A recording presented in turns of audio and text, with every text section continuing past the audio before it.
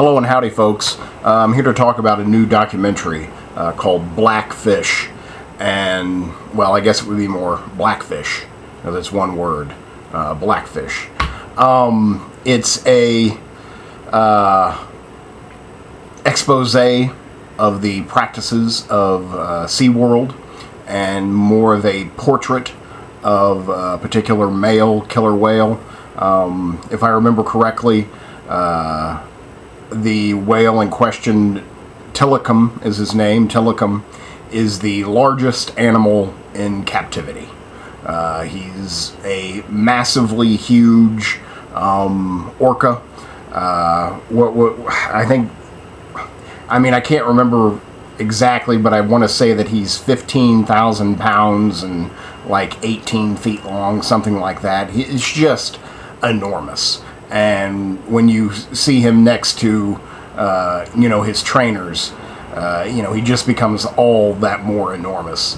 And so it's kind of an expose of the way he is treated, and again, kind of a portrait of all the lives he has taken as well. Again, I'm trying to go off memory, but I think he's responsible over the course of his career. He was first captured in the late 80s, or was it late 70s? I believe late 80s, and put into a water park in Canada, and he killed someone at that park, and has gone on to kill 5 more people, I believe, at the 2 SeaWorlds, both in Florida and California. I'm giving the film an 8. I love documentaries. I love films that have something important to say, passionate. They really believe in their message. I almost don't want to call the film a documentary. I think it's more, and I don't mean this as it's kind of got a negative connotation to it, but I don't really mean it to be. It's more propaganda. It's more propaganda than documentary. Just because I feel a documentary should be uneditorialized. It shouldn't have too much of the filmmaker's own personal opinion, and it should give, a straight down the line, neutral viewpoint, giving credence to both sides, and then letting the audience decide who they agree with, one way or another. Basically, I wish that I believe that a documentary film is made by an impartial filmmaker. And there's no way that these filmmakers were impartial to this story. Now, it's not all their fault. At the end of the film, it says they tried to contact SeaWorld numerous times. To no avail. SeaWorld wanted nothing to do with the film, and so I think that that's kind of guilty, in itself. And it's not that SeaWorld shouldn't take it on the chin. And I, for one, side with these filmmakers. I think what SeaWorld does is terrible, but I'm I guess a free person, and I don't believe that animals should be held captive for our amusement. I think that is the hubris of man, and I find it disgusting. I haven't been to a zoo since I was younger, probably in my early teenage years, and even then I didn't feel like something was right, and now all I have to do is think about a zoo, and I get very depressed.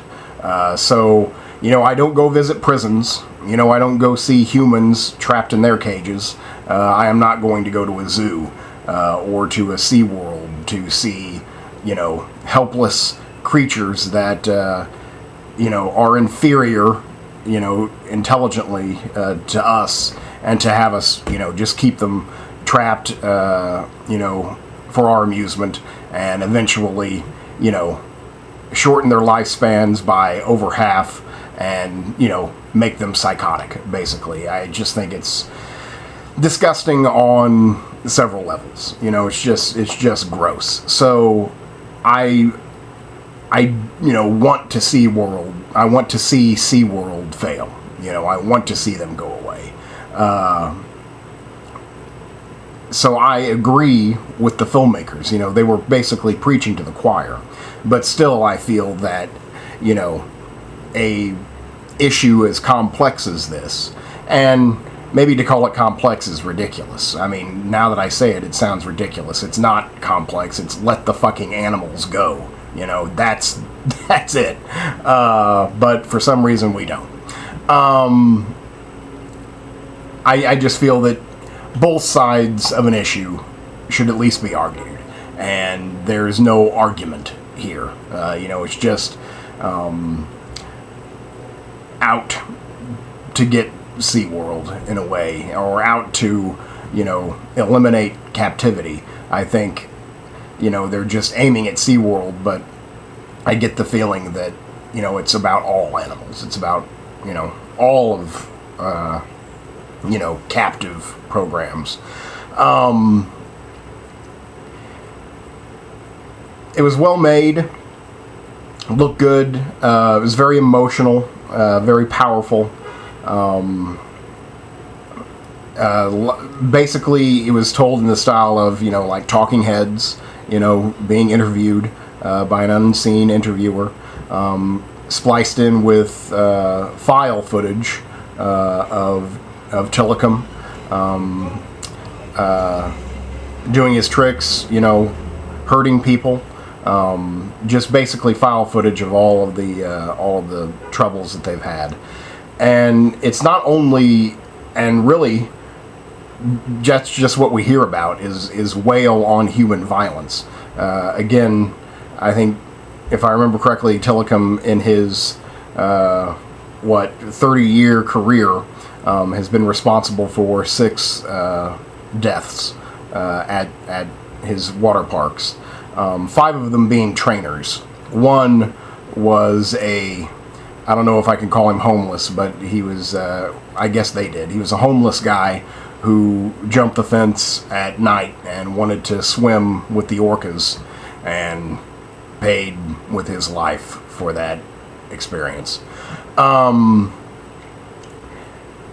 But that's what we hear about. We hear about the whale on human. We hear about human deaths. But what we don't hear about are how violent the whales are to each other. Orcas are very social animals. They have a pod, which is their family. They spend their entire lives with that pod, with their family. And they have different techniques. They have different vocalizations. Therefore, they have different languages. They have different hunting techniques. Maybe I just said that. They, you know, are not, you know, friendly to other families of orcas. You know, I guess they're territorial. So when you take all of these orphan whales and you put them together, instead of bonding and making a family unto themselves, they basically slowly kill each other. And it's just terrible. You know, it's just terrible. To see a close-up image of these whales, they're incredibly scarred. You know, like very deeply scarred.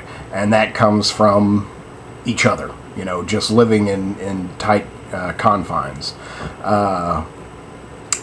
Honestly, there's a incredibly haunting moment in this film.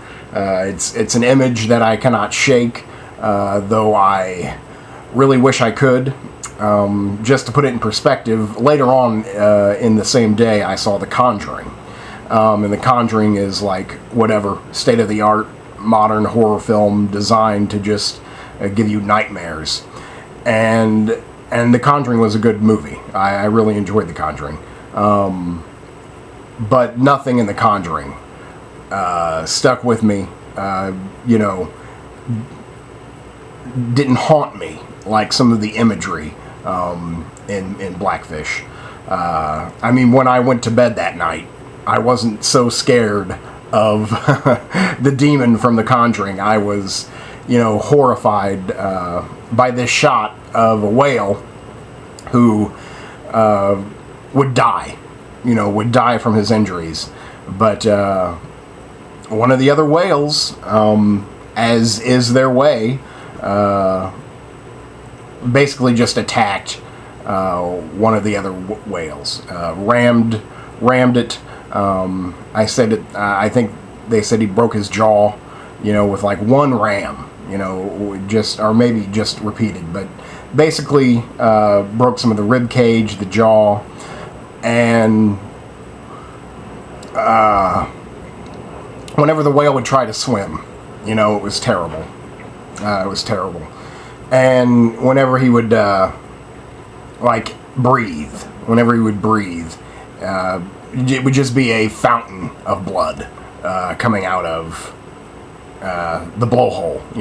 I want to say the nostrils, just to humanize them. But every time he would take a breath, instead of a nice pure mist of water, it would be this just horrible crimson fountain, and it was just terrible.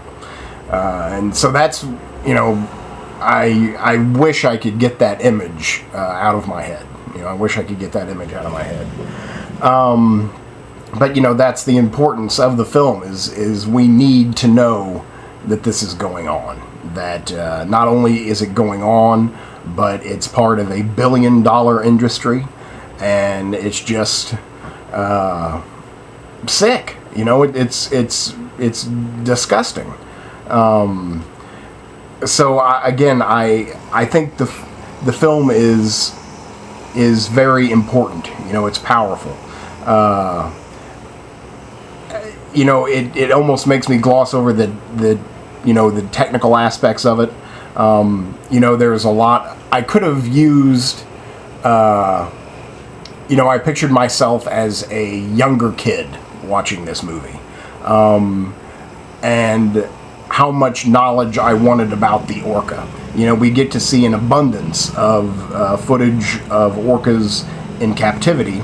We only get to see very little of orcas in the wild. And also, we also get to find out little about orcas in the wild.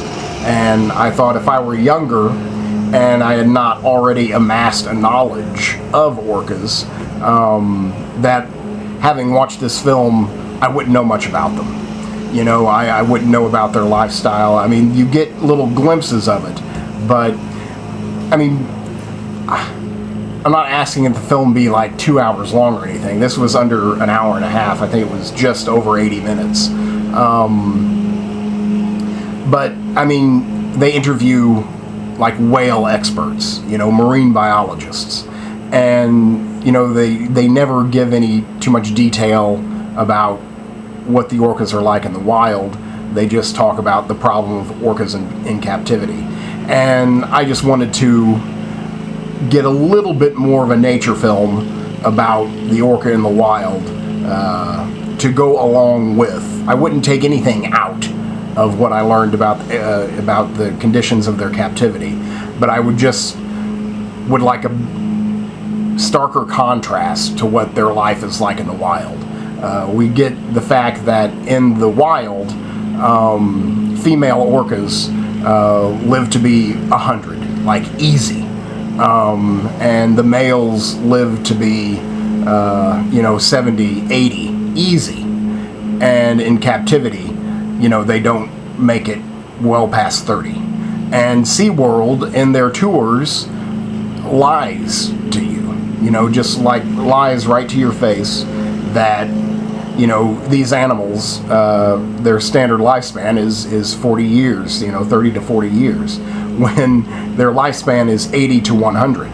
And, I just wanted more details like that. I wanted, how far do they swim? How big is their territory?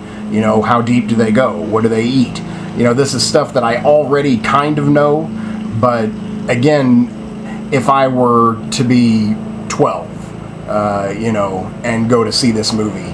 I wouldn't have known that much about orcas, and I still wouldn't, after watching this, except that we need to get them the hell out of captivity. So I mean, again, I think the importance overshadows just the technical missteps. It's not that great, but I just felt that it could have been more fleshed out, more informative about the animal in general, and not just about this, hideous problem. I don't really know what else to say. It was disturbing, haunting, important, beautifully shot. I mean, and with beautiful people in it. And I don't mean like gorgeous, like good-looking people, but I mean people who are passionate and people who care, people who love, these creatures that are at our whim. So the movie is filled with beautiful people trying to do something beautiful. And Telecom is beautiful too. And the footage we get is, even though at times it's horrifying and sad, is always beautiful, and it just amazes me, how something so massive could be so delicate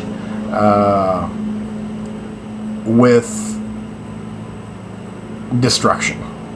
And it amazes me that such a large animal could just use the very front of their mouth and just grab us by the toe, not like the foot. It somehow, even though it's 15,000 pounds and 20 feet long, can just grab you by your big toe, and that's all it needs. It's got your big toe now, and it's going to hold you underwater, until you stop moving. And that is just, it amazes me, really, how precision killers they are, and how intelligent they are, and again, how sad it is that we just keep it around for our amusement. I don't know what else to say. I mean, I feel like I could go on just rambling, but I think I've said that all I needed to say, all of my big thoughts. I don't know if it's like totally, absolutely necessary that you see it in the big screen. You could usually wait for DVD, a smaller screen for a documentary. Oftentimes it makes it that, all the more intimate. So, I mean, I definitely think it needs to be seen. Whether you need to spend the money to go out and see it in the theater, that's up to you. But it definitely needs to be seen, and it's definitely very powerful and haunting. So I think I've said all I pretty much got to say about that. So that's Blackfish. I give it a solid 8. Thanks much.